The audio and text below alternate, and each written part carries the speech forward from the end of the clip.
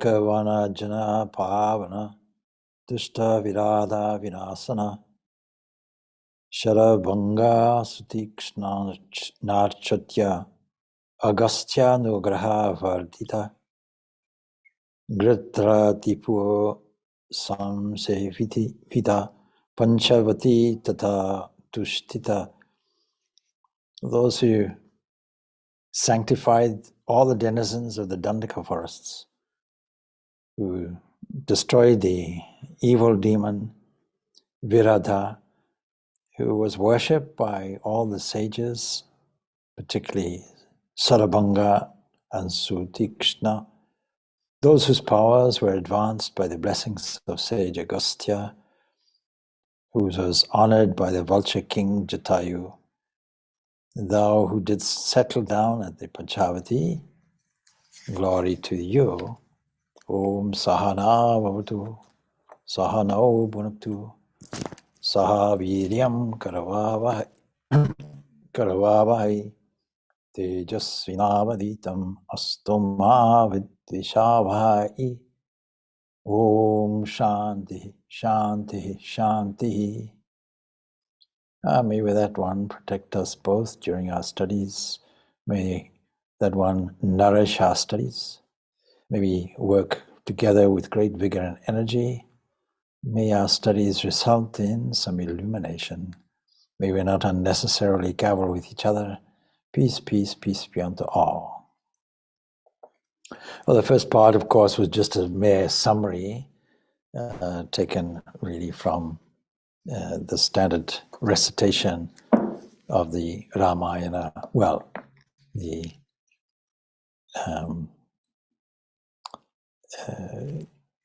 each verse summarizing a small passage. So you realize that by now, we now have entered into a new chapter and a new scene. And just to remind you what the old scene looked like, Bharata had visited Rama. He'd taken all his retinue there.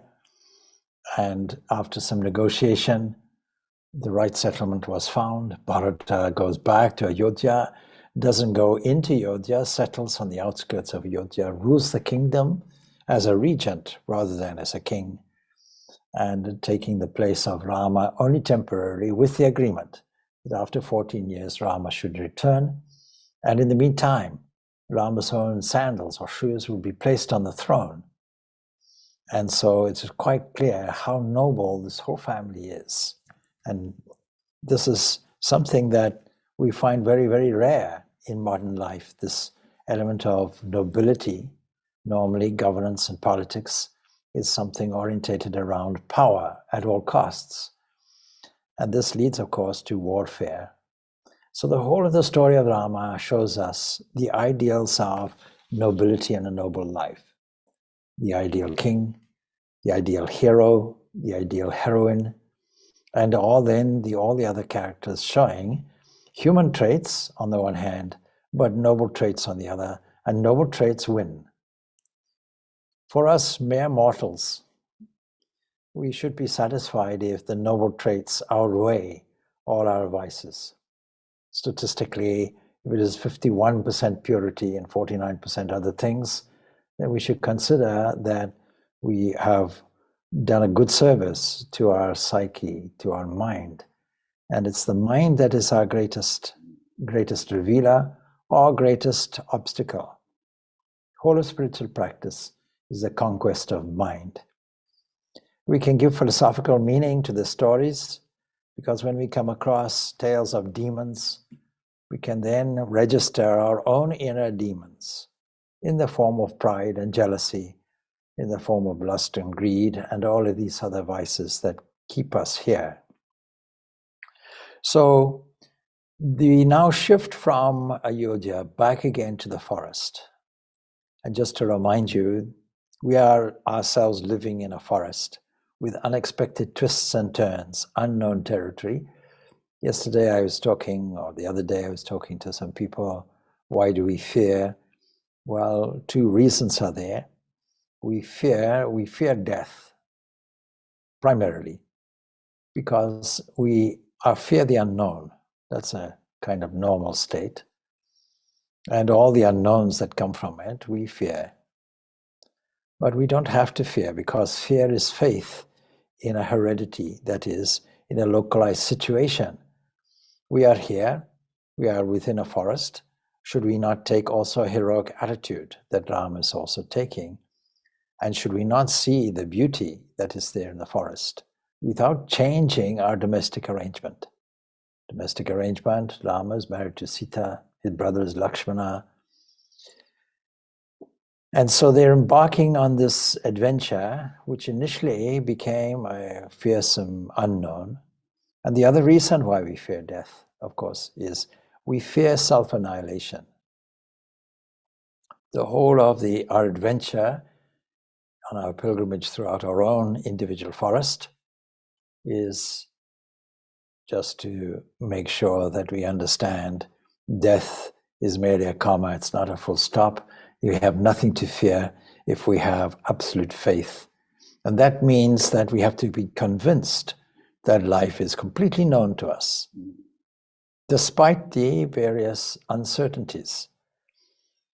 Now, not far from where they're staying, don't forget they're staying in Chitrakuta, there was an outpost, and the outpost was the outpost of demons in this forest, what we can call Rakshasas.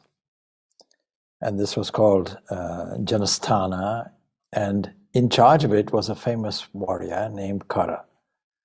And he was the brother of who we will later discover to be the central demonic figure in this story, Ravana. You're all familiar with that.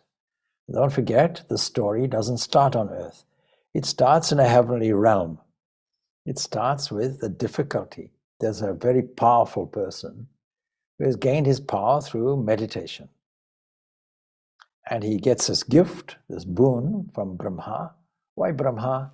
Because Brahma is the cosmic mind, and all creative things come from there. It's not that meditation will necessarily be good. It is necessary in meditation. If we want to get what we want, we have to harness the faculties of the mind. We're not saying whether it's for good or for evil. Much better if it's for good. Because if it is for good, it then becomes a revealing thing.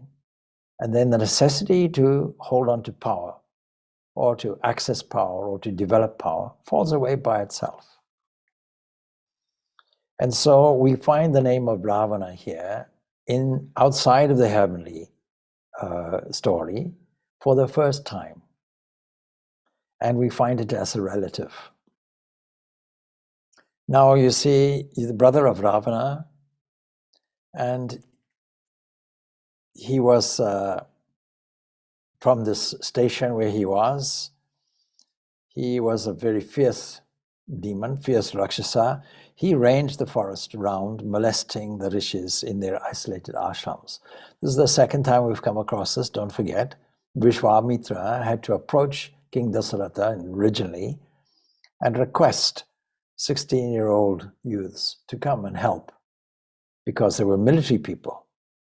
Vishwamitra, don't forget, began as a military person. He had the capacity himself to do it, but he has now become a Brahma Rishi. That means he's dedicated to ahimsa, non-violence. So he can't do it. He's a Brahmana.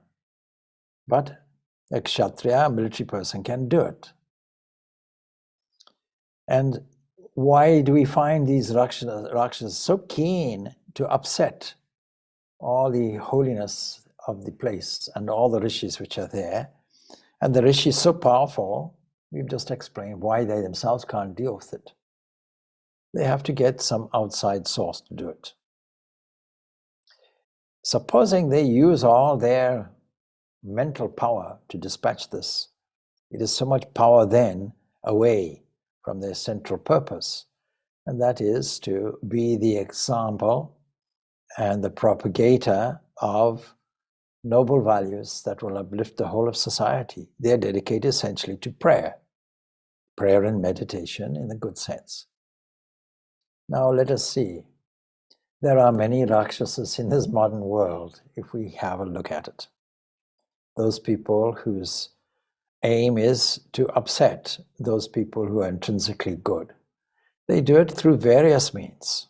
They do it through scandalizing, they go through the gossip, they do it through all kinds of manner of means at their disposal.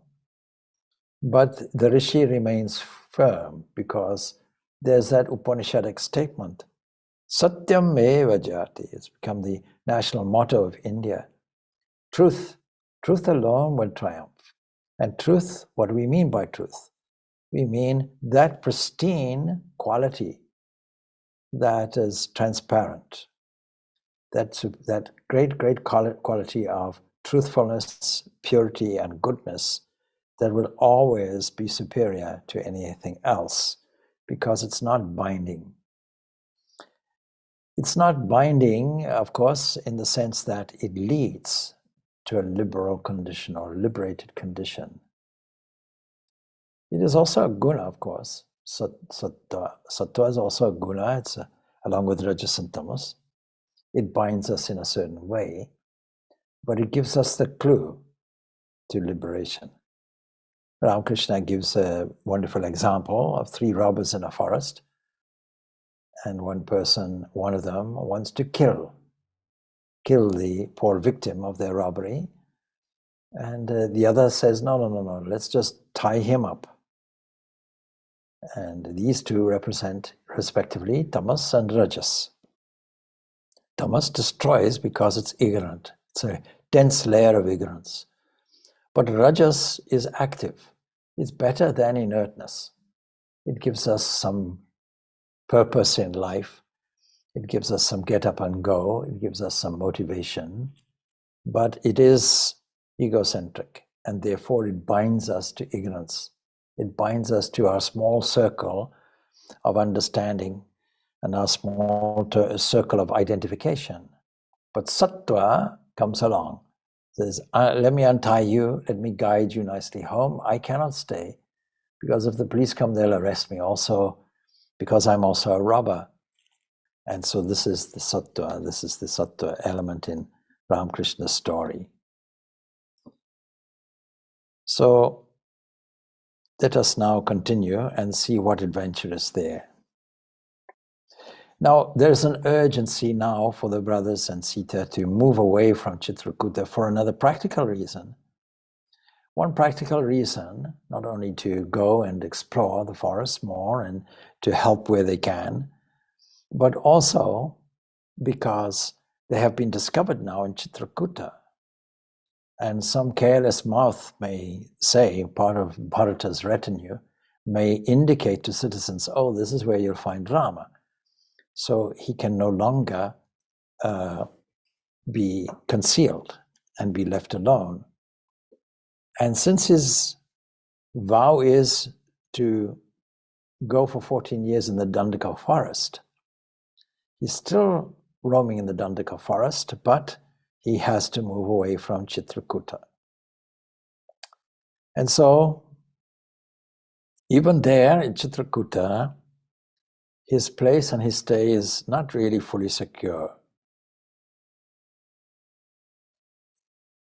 So, we also have to understand that the impression that was left on Rama when he was there at Chitrakuta, and the association with the drama that's just gone before of Bharata, and the emotion that it has aroused in him, particularly the announcement of his father's death, means, okay, let's move on from this place. Because, it produced tearfulness, and both in Bharata and Rama and Lakshmana and Sita, and an element of disappointment with the condition of things. And the thought of the sad, drooping form of his own widowed mother, these were before his mind's eye. And these were some other reasons why there was a necessity to move away from Chitrakuta. And now that he was going away, of the rishis were now deprived of his companionship. And the lonely hut in which he was staying was so full of sad memories, he made up his mind, let me seek a resting place in the Dandaka forest. So they all leave Chitrakuta, they proceed to a certain hermitage, a certain ashram belonging to Atri, who is a rishi, and the rishi knew the country well, and they also wanted to seek his wise advice as to where they might, settle down. So they were most affectionately received. And in particular, Sita won the heart of Atri's wife. All the sages led a married life in those days, and the saintly Anasuya, his wife, was delighted at finding in her perfect embodiment of wifely virtues in Sita. And so she blessed her with her own saintliness. She presents her with beautiful garments to wear, auspicious things, feminine things for feminine enhancement, and set out the charms of the lovely young wives. So Anasuya was really and is the embodiment of pure womanhood. And her gifts, they add beauty and inner strength to Sita. And she receives the gifts and says, "My lord, the prince loves me with the love of a mother and a father. I am indeed blessed." And so Sita was extremely happy there, finding a mother figure in the Anasuya. Sita's stay in the forest, therefore, has become more delightful, more enhanced with this motherly figure. And then, of course, they made inquiries from the sage concerning where they should go and how they should resume their journey. And walking through the great Dandaka forest, the three of them, Rama, Sita, Lakshmana, they reach a spot where many, many rishis lived. How do they know rishis were there?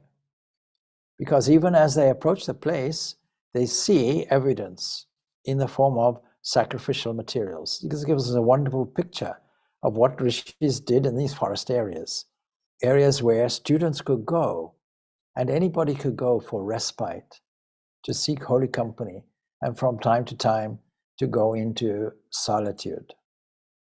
These three then are very lucky because not only are they being honored and looked after and protected in a spiritual way, but they're also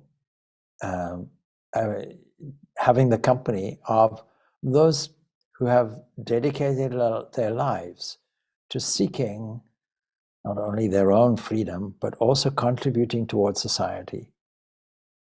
It's a great myth to think that these people who lived in the forest, living basically a monastic life, were selfish and not contributing to social needs.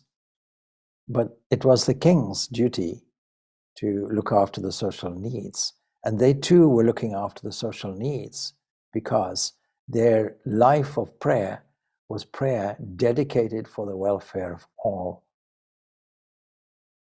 And so sacrificial materials are naturally there. And then what were they wearing? Materials from the forest, garments made from the barks of trees, and also skins of deer skins for the warmth, spread out and dry. And also these are traditional seats, asanas, where sages will sit and meditate. And they knew, of course, from all of these signs, it was a colony of holy people. And the place was beautiful also to look at. The whole atmosphere was charged with the spirituality. And the evidence was in the environment of moving beasts, birds, animals. They all moved about with the freedom from fear born of affectionate familiarity with their human neighbors. So they didn't fear.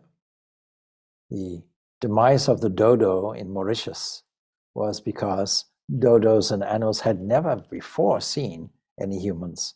And unfortunately, the dodo has become extinct because humans took advantage of the passive nature of these creatures. So the place was beautiful to look at, and everything was beautiful, and the ripe fruits also hung from the trees. And there was a beautiful sound, of course, continuous, of Vedic chanting.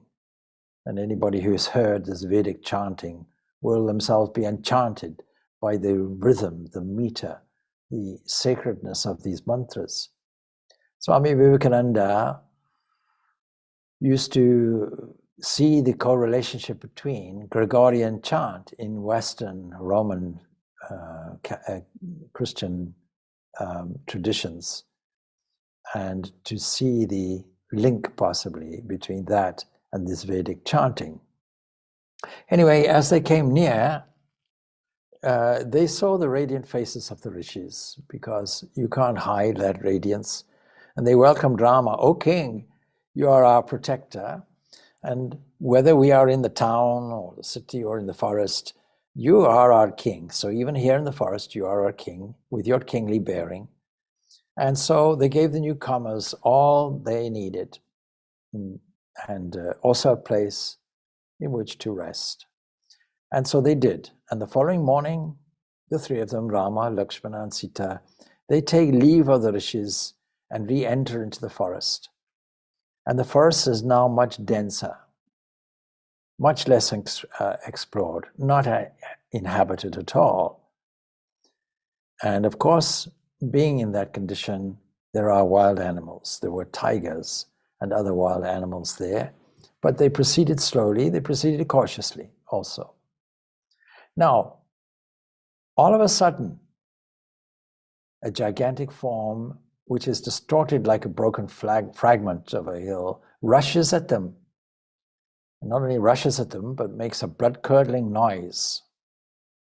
And what do we know? In our own forest, there are threats. There's a wonderful psychological exercise that I've done in the past with some people, with the theme from demons to diamonds. We carry with us some what it calls shadows within us, and we're probably not aware of what they are. And modern psychology says that we should name them. And once we name them, we have tamed them. And so naming and taming. Instead of blaming.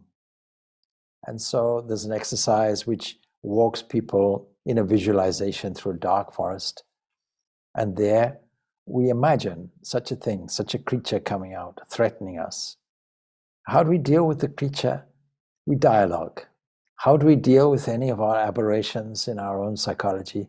We dialogue. What do you want? Instead of hiding you, let me bring you out. What do you want from me? What's your name?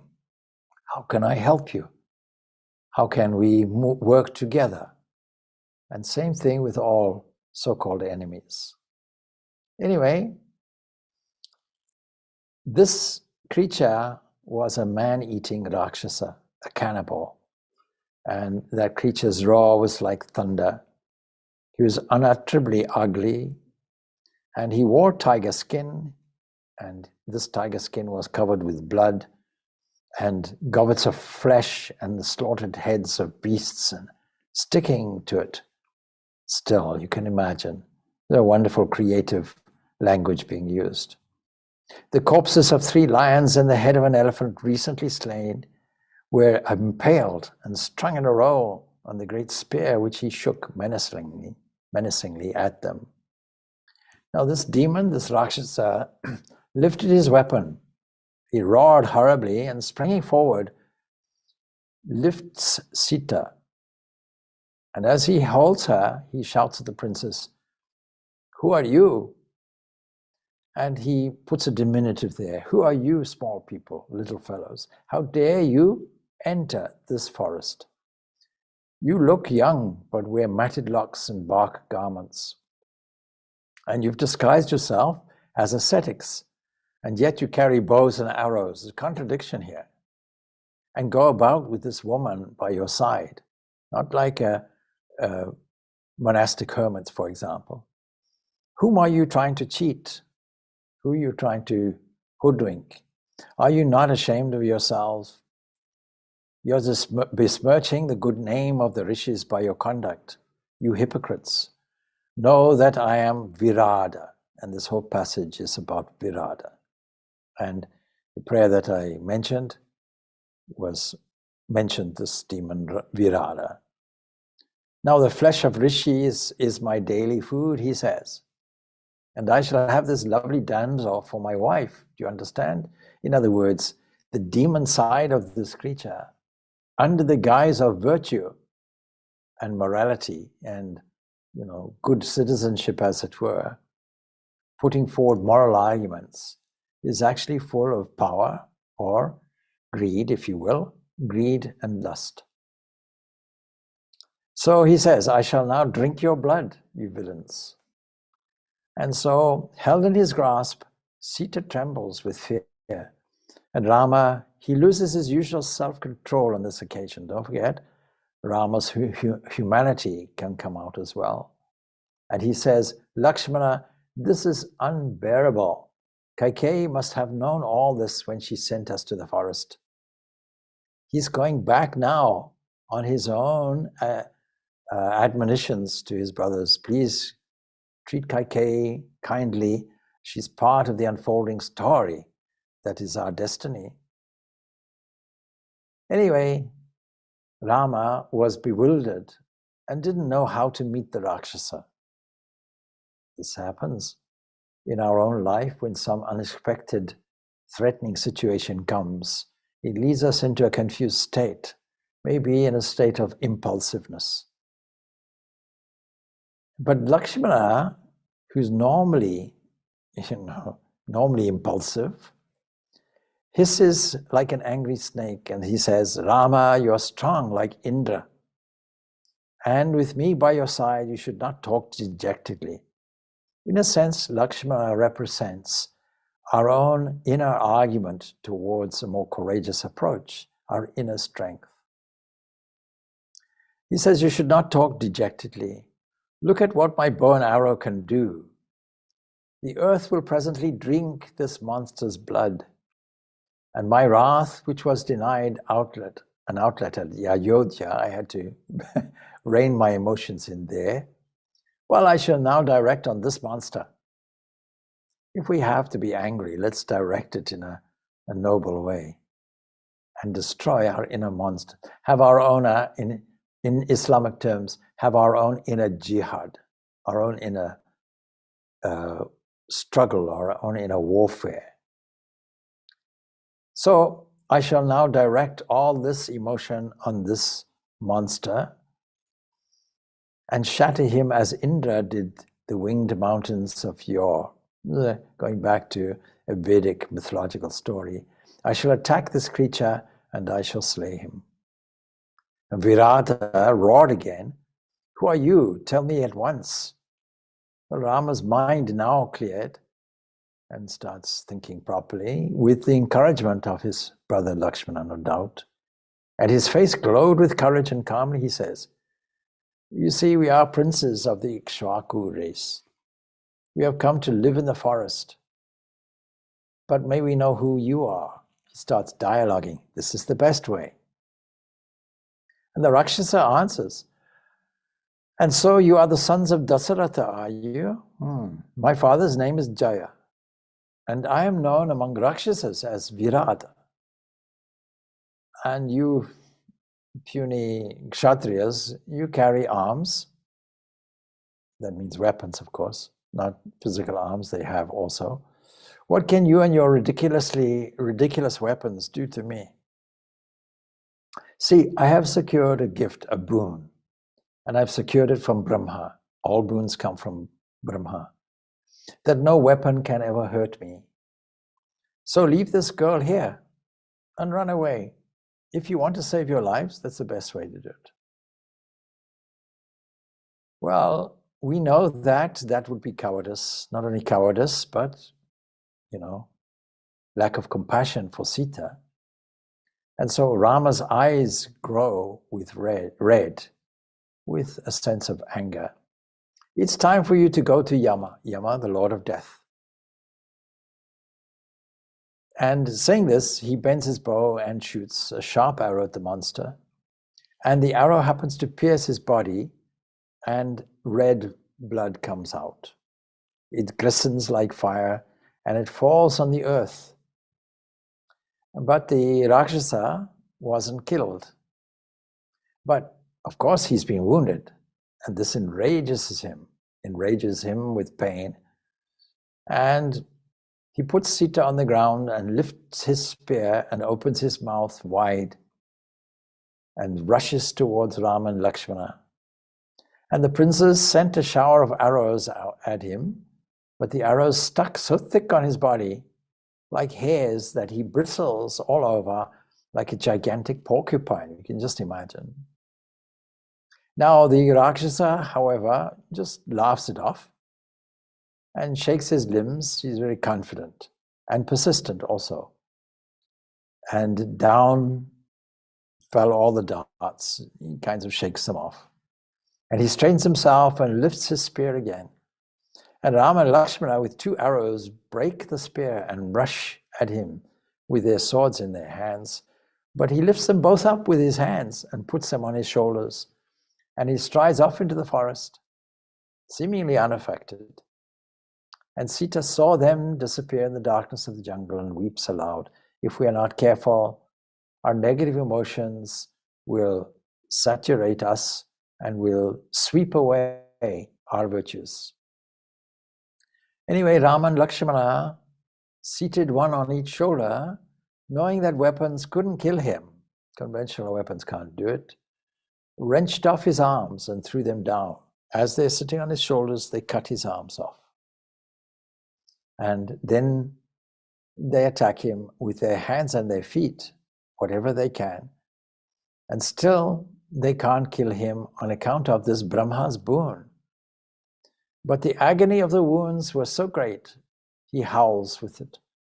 And unfortunately for him, he'd asked for immunity from slaughter, but not from pain.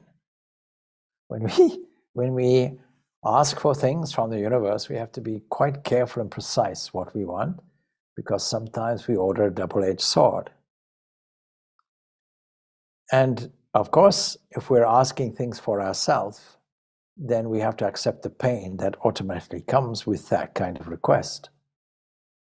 Anyway, the brothers throw down the exhausted monster, and Rama plants his foot on his neck to prevent him from rising up again. And the touch of Rama's feet has a remarkable effect.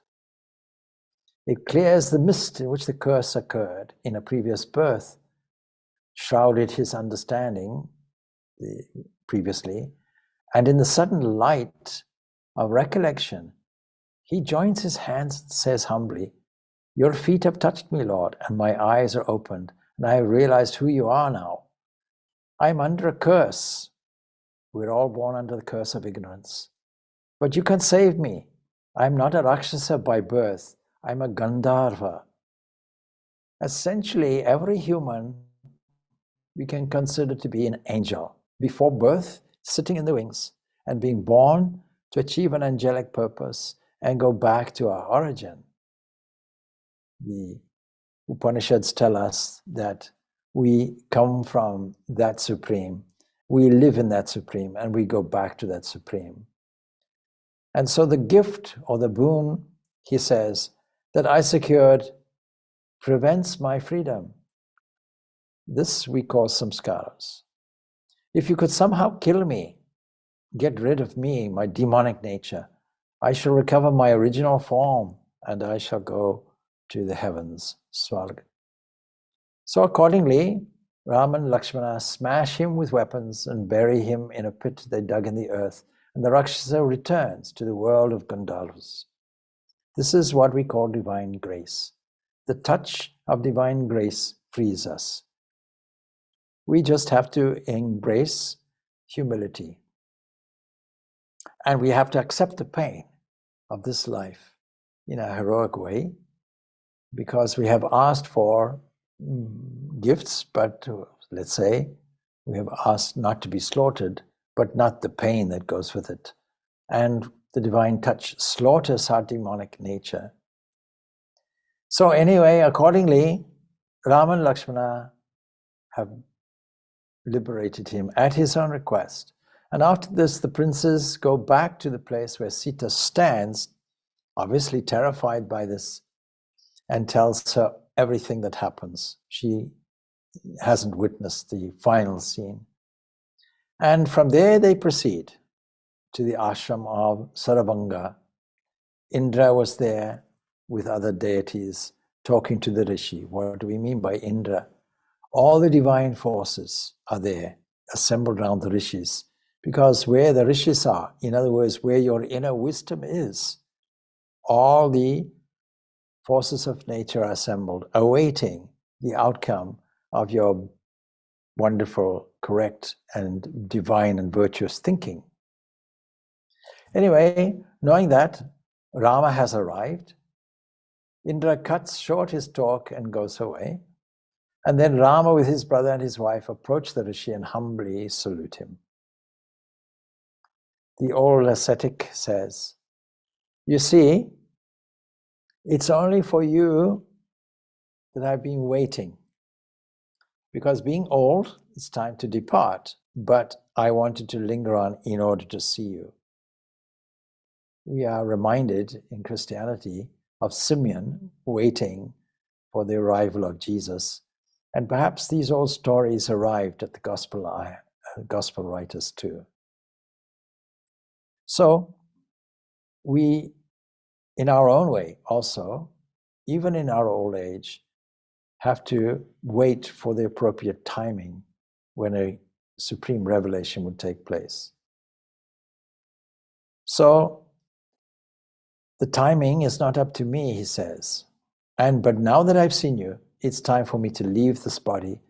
But my wish was to see you first, to get a vision of you. So I've been waiting, and now my desire is fulfilled. I can pass on to you all the merit of all my penances.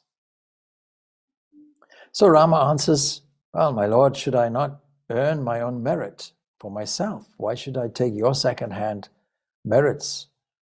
How can I receive what you have earned? I've renounced everything to live in the forest." And that's what we have to do. Advise me where I can best find an abode, a place to stay in the forest, and send me forth with your blessing, please. It's a wonderful lesson. We have to make our own way. We have to construct our own ladder in spiritual life and acquire our own merit. And so the Rishi knew the secret of Rama's incarnation and tells him, "Learn from the sage Sutekshna, where in the forest you should live. Ask him." And then Sarabhanga lights a fire and enters into it. It's a wonderful, wonderful way. I often joke that without bothering people, I'll gather my own wood, make a pyre, sit on it, and light it, and drift off into the higher realms, if you were, of existence. Of course, if you do that, please don't change your mind. There'll be much blowing. Then Sarabhanga kindled a fire. He enters into it, and the gross body, of course, perishes in the flames, because our idea is we don't have just one body. The physical body, made from food, is perishable by its nature. And the gross body can perish naturally, it's consumable. And a youthful ethereal form rises from this fire and floats up to the heavens. A beautiful description of what happens. And when the rishis of that forest heard the news of Virada's death, they come to Rama and surround him. And they say, "Well, it's our good fortune that you have come to live in this region. And hereafter, we shall perform our penance untroubled by these demons, these Rakshasas. We are contributing toward the peace of the forest. We can't dispatch them, but you can." And then they say, "Look at these bones scattered all around. They're the remains of ascetics who have been killed and have been eaten by the Rakshasas." Very gory description. And the rishis on the banks of the Pampa and Mandakini, they live in constant fear of their lives from these man-eating monsters. And here, if you have a will, because don't forget, it's an itihasa, it's a historical account. we might find some clues of how ancient the story is, because we might find there are elements of tribal cannibalism coming out in the story. Now, the king's duty, from which he may not fail without sin, is to protect his subjects. And just as householders pay taxes and earn money and share the merit of their penances goes to the king's benefit. For, you see, we don't have any money of our own in the country. We pay taxes. The government doesn't have money. The money is your taxes, what it raises.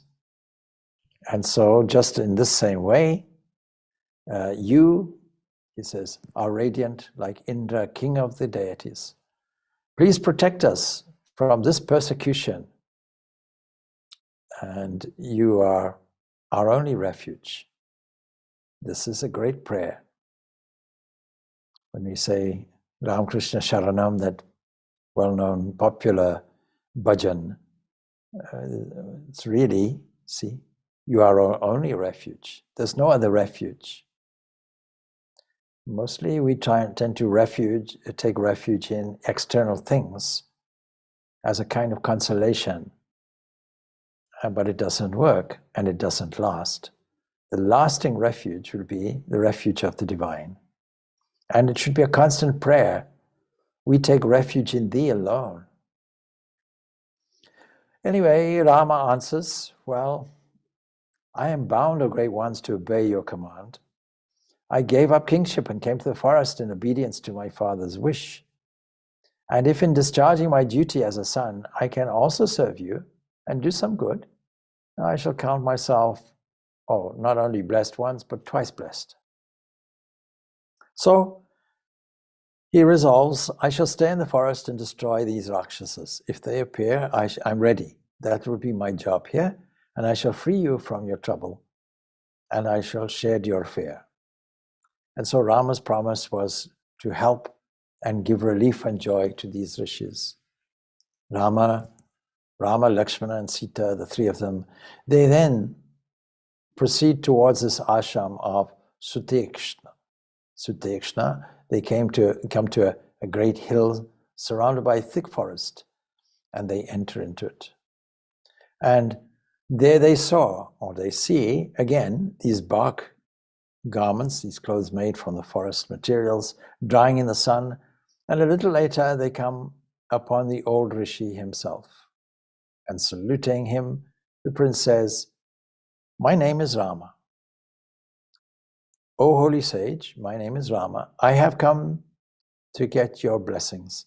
What do you call your darshana? Darshana is a very interesting technical term.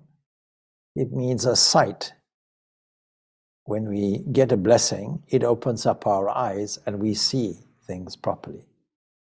So people go on pilgrimage for darshan, for some kind of vision or visualization, some kind of inner awakening, ultimately. So I pray for your blessing. When people stayed away at the COVID, in any institution which is a spiritual atmosphere, there's a misunderstanding that they can get all the blessings they require from these broadcasts. Just to exaggerate the example, Roman Catholics may say, why do we want to go to the local church? We can tune in and get the Mass from the Vatican, see? Or we can get the puja from, whatever it is, you see, Belumatse.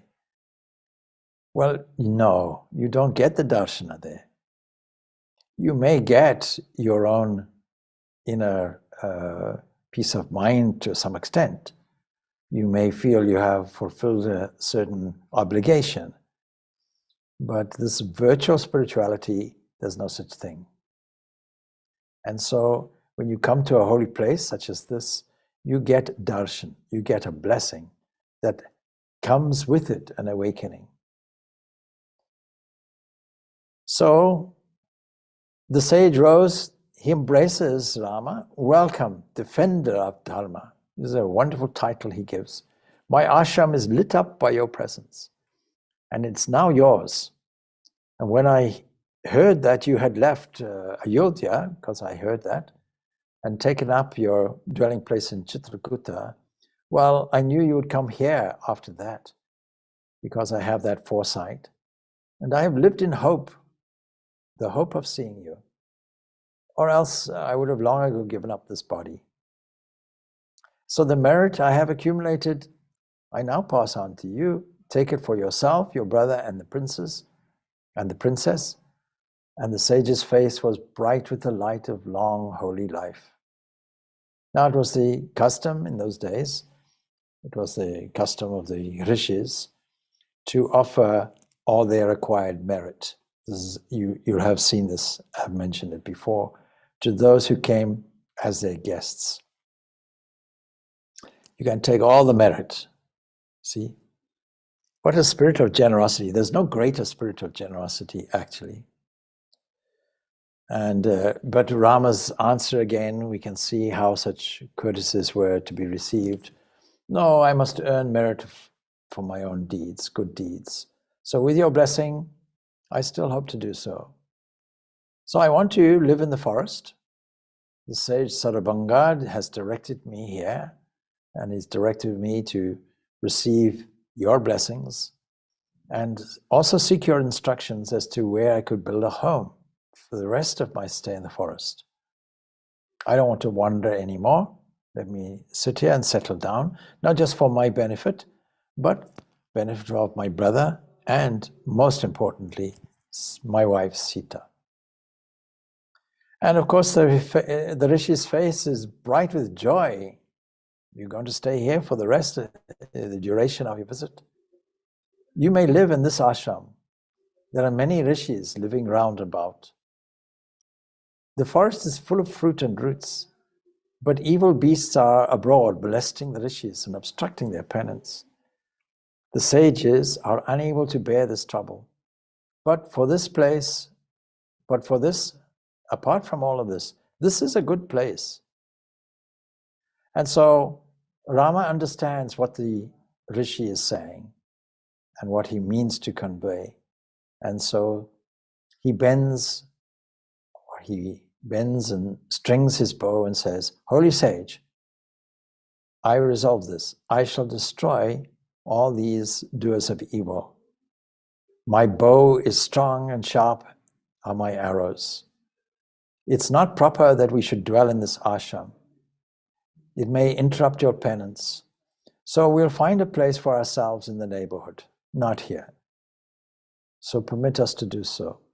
What a wonderful spirit of consideration, generosity, and a good reading of the situation. But we also are armed, of course, with the bow of discrimination, or the arrow, I should say, the arrow of concentration, and all the means of discrimination, discernment, and all the inherent noble qualities to destroy our own inner demons. Now that night, they stayed in the sage's ashram as his guests, and the following morning, the three of them get up and are bathed in the cool water fragrant with flowers. It's a beautiful description of an idyllic place. And in the sacrificial fire performed their worship, and they touch the feet of the sage, and they request, by your grace, we have spent a good night, we desire to see all the other rishis in the region, and we want to receive their blessings. So it's good to set out before the sun grows hot. And so we pray, give us leave to go. We ask your permission to go on. And so, of course, the sage embraces the princes and blesses them. Yeah, visit the rishis in the Danako forest. They have all gone through great austerities and obtained divine powers. So instead of settling in one place, the decision is now, let us go and extend our stay as a kind of pilgrimage, taking advantage, not just feeling secure, but let us take advantage. We will always find a place to stay. Let us take advantage of the holy company everywhere. And so, of course, the forest is idyllic for it. The life is the best life Our own environment is the best environment for our own spiritual growth. And forest, of course, is beautiful, and deer, birds, lotus-filled tanks, all of this is in the environment. The hills are there with their variations and cascades. There are wild peacocks there. And Lakshmana, go now, he says, with your brother, says the sage, and with Sita, his wife, and come to this ashram. Come back whenever you feel like it. And so the three walk around the sage, according to custom, you walk around the sage 3 times, and they take leave of him. And Sita hands them their swords and bows and quivers, and all the 3 set out, more radiant than before, on account of the great sage's blessing. Now that leads us now to a very different chapter where 10 years have passed in the forest. And so we now come to a different section called the Aranya, or the forest kanda, the forest portion. And we see that the poet begins this portion with an episode that prepares us for a following drama, which we know now so well, the misfortunes of Sita. But we'll pick this up next week, anyway, next Saturday, all being well, and continue from there.